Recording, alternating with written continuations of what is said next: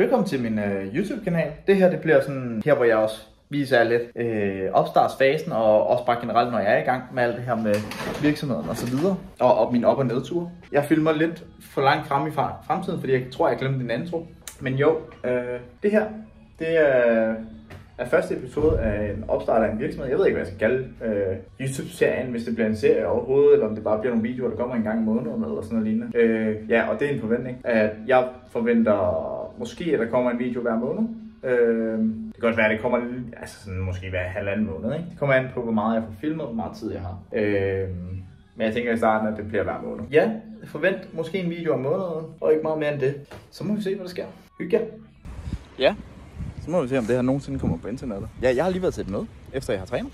Jeg var til et møde herinde i A-Gym, som ligger lige over for Storms Pakhus i Odense. Jeg fik snakket med chefen derinde, eller centerlederen.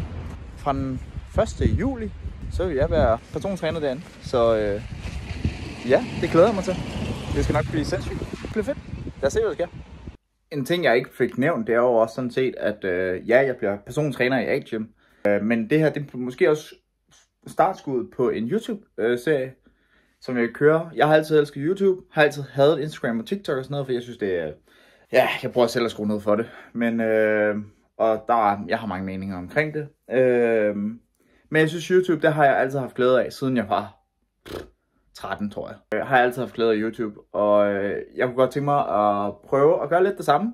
Så jeg tænker at starte sådan en YouTube-serie, som er sådan en... Jeg ved ikke, hvad titlen skal være nu. Det kan være, at jeg har den her. Når videoen her måske kommer ud. Fordi det er heller ikke sikkert, at den her video kommer ud. Men så vil den hedde noget med at starte sin egen virksomhed. Helt fra scratch af. Jeg har lige nu 2 betalende klienter online, som får det til en vanvittig pris først og fremmest. Fordi at de gjorde mig en tjeneste, og jeg gør dem en tjeneste. Men lige nu har jeg ingen fysiske. Og de 2, jeg har, de er online, og ikke på Fyn. Lad os sige sådan. Jeg glæder mig. Jeg synes, jeg glæder mig til at begynde, og så håber jeg måske, at mine fejl og mine succeser kan hjælpe nogle af jer, så måske også overveje det her med at starte sin egen virksomhed. Starte sin egen virksomhed som personlig træner. For der er sat med mange om budet. Så der er hård konkurrence, så at sige. Og det vil der være. Altså, om man ser dem som kollegaer eller ej, så er der hård konkurrence, fordi der er altid en anden en, som den her person, der kommer op til dig, kunne vælge. Så ja, følg med. Lad os se, om det her bliver til en YouTube-serie. Jeg aner igen ikke, om den her kommer op. Men vi giver det et skud. Let's go. Så er virksomheden sådan set oprettet inde i systemet, eller jeg har i hvert fald søgt om det, så må vi se, om jeg får svar på, at den er godkendt.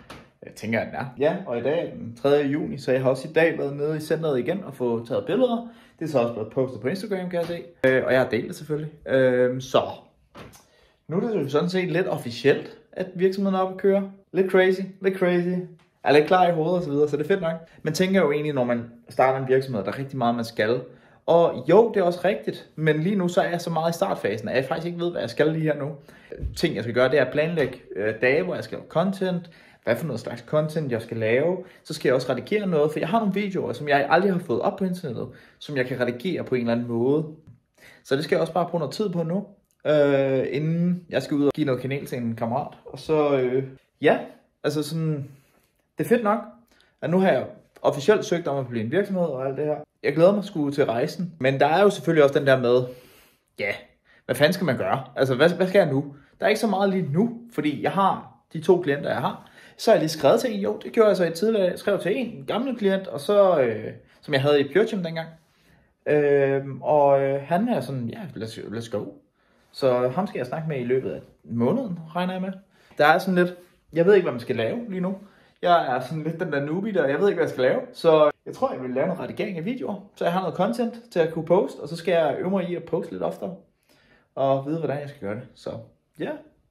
Jeg har nu lige filmet noget content. Jeg sidder lige PC ude i personalrummet. Jeg har lige filmet en masse content, og mit hoved det kører, fordi jeg aner simpelthen ikke, om jeg kommer til at bruge det her content. Og det her igen, hvor det ved jeg ikke, om det er noget, jeg har snakket om på de her YouTube-videoer. Jeg kan ikke huske, hvad jeg har snakket om indtil videre.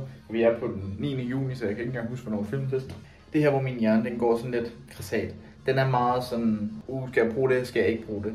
Men i princippet, alt det content, jeg laver, kan jeg jo egentlig godt poste, hvis jeg klipper det godt nok. Fordi der er nogle gange, hvor jeg siger nogle ting, der giver mening. Og der er også nogle gange, hvor jeg siger nogle ting, som bare bare ikke giver mening, fordi jeg japper, og jeg japper hurtigt, og det ene og det andet. Men det her, hvor min hjerne den kommer ind over og virkelig sådan siger, at er du god nok? Og det kan jeg godt mærke, det presser mig lidt lige nu. Fordi mange af de videoer, jeg har filmet, har jeg brugt en halvanden time på at filme det hele. Og hvis jeg skal være helt ærlig, så føler jeg ikke, at jeg kan bruge en. Og det er sådan lidt røv at have den følelse, men jeg bliver nødt til at tage hjem og kigge på det. Hjem og klip i det, se, kan det bruges til noget, hvor jeg kan være tilpas med det. Men det er også fordi, jeg er så perfektionistisk, at det skal bare være perfekt. Men jeg japper for hurtigt, og det gør jeg sikkert også nu her i videoerne her. Men jeg japper, og det går for hurtigt, og nogle gange siger jeg ting, der ikke giver mening. Men det giver mening op i mit hoved. Men når man så ser det igen, så giver det bare ingen mening. Så det er det, når nu jeg er oprettet som virksomhed og det hele, så synes jeg virkelig, det er hårdt at have den der følelse her. Fordi jeg vil jo gerne putte noget content ud, og så får jeg jo ikke først og fremmest traction. Der er ikke nogen, der ser mig. For det andet, så er det svært at få nogle leads, hvis du ikke har nogen, der ser dig, og hvis du ikke har en strategisk måde at gøre det på. Det er en af tingene ved at være en perfektionistisk, mental kukkelude, selvstændig, som arbejder med mennesker. Og det er for eksempel ting, jeg snakker med en psykolog om, de her ting her med, at jeg kæmper med mig selv, kæmper med mit eget sådan, image. Så jeg kan godt mærke, det er hårdt. Det er hårdt det her med at filme noget, og føle, at du ikke kan bruge det til noget. Selvom hvis jeg gav det til en anden en, så ville de 100% kunne få puttet et eller andet ud. Jeg skal lige overkomme det her. Jeg skal lige ind hjem, kigge på videoerne, redigere dem så godt som muligt, og så prøve at se, om jeg kan få det til at give noget mening, det jeg har lavet. Nu må vi se. Så er jeg her, og jeg har lige været inde og filmet en masse videoer, indtil min telefon sagde, at den ikke havde mere lagringsplads. Så var jeg sådan, sådan er det jo bare. Men godt humør i dag, og det skulle meget fedt at lige være inde og filme lidt. Så jeg tror også, det her det blev det sidste af det her afsnit af den her YouTube-video. Inden jeg sådan for alvor går i gang her om 3 dages tid med at faktisk være lejet ind officielt. Som er her den 1. juli i Asien. Men jeg tror, at det var sådan set det for mig. Ja, så laver jeg en episode mere, hvor det sådan bliver lidt mere hverdag, og det bliver også lidt mere i forhold til at lave den her virksomhed. Så